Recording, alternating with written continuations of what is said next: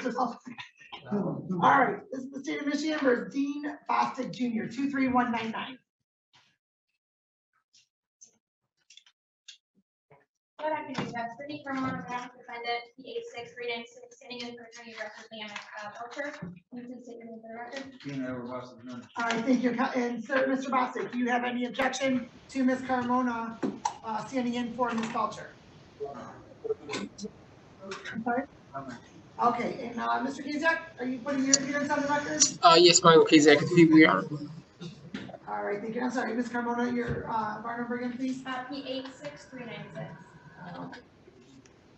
All right, and so today is the date scheduled for probable cause conference in this matter and counsel. I think it was a good exam. I mean, exam. Yeah, and we are going to waive that just to find it out in circuit court. All right, the court will indicate exam not held. And Mr. Bostic, you understand that you do have the right to a preliminary examination, or must be shown a crime was committed and probable cause exists to charge you with that crime. Yes, ma'am.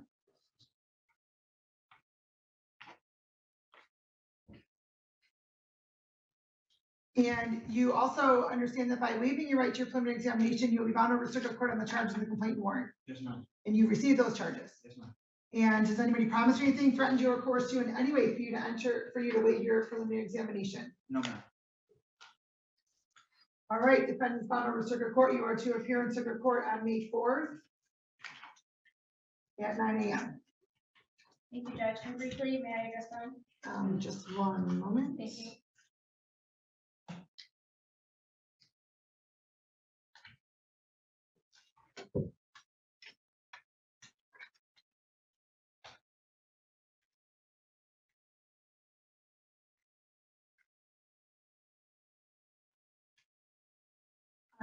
Bond is currently $25,000, 10% bond, no contact with Glenn Datfin, not to the premises of 51 Biddle Avenue or 33 Evans Court, not to possess and consume the alcohol or drugs unless prescribed.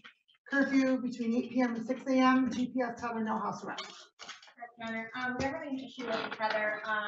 First and foremost, it did go up today just coming into court, so it, he had to pass the residence. We had some issues turning that off and getting a hold of his agent, so we did just want to indicate on record that if a violation does show up on a report of some sort today, that it was due to him coming into court today. Well, okay, let's just say one moment. You live on Calendar Street, correct? No, ma'am. No, where do you live? 23825 Green Ave. Hold on, 23825 Green? R-E-I-N. It's an East Point, Your Honor. Yeah, that's in East Point. And it was Jefferson, and that's the only way I could get through here, and that's where the two houses are located. So Hold on, no, there's other ways to get to the court without going by those homes. There's other ways to get to the court.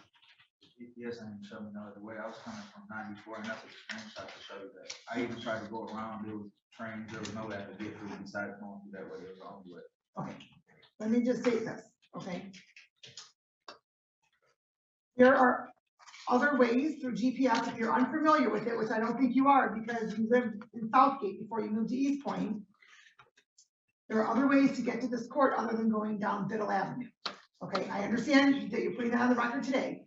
I'm telling you, moving forward, take alternate ways.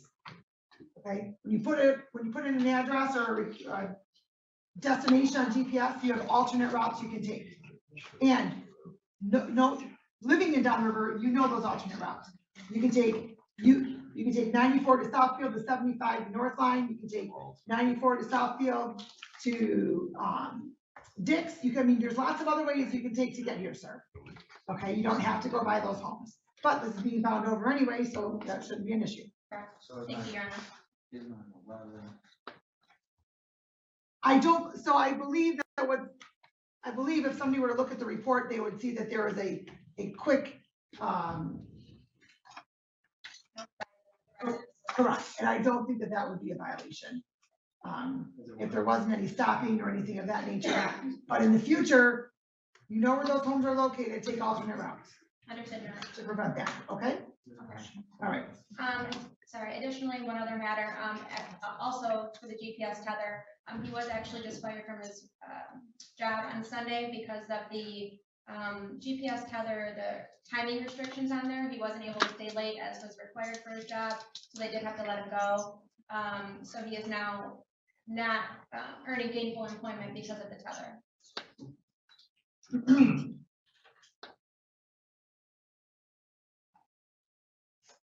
Jehovah. Well, I apologize. What time did he have to, stay late at work? Because I did those times specifically for him for the extended hours.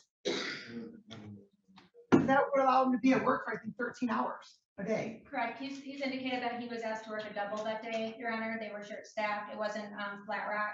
He was moving cars as a car transporter, so they did want him to stay on later on a couple different occasions, and because he wasn't able to, they did have to let him go because of his unavailability. Did you contact your tether agent to let them know that perhaps? He wasn't answering for me, and then also today, when before when I was looking at the GPS, I tried to call him, I was going his phone to approve it, to let him know that I couldn't find another route, like to go besides, so like I got proof, or I got called. And there's been some communication issues with, I guess, immediate communication issues. Correct, but I think something from my understanding, if there's communication, then I think that resolves any potential violations. I believe, I'm not saying that that's how it works all the time, but in that instance, when it went off, you contacted your tether agent. Did you contact your tether agent when your boss asked you to work a double? Yes, ma'am, he didn't answer. Okay, so perhaps if there was some location showing that that's where you were at, that may have been a thing, but I'm not amending the tether at this point. We're gonna keep everything as is. Okay, Okay, thank you, Your Honor. all right, thank you. Have a good day. You as well. Bonding conditions are continued.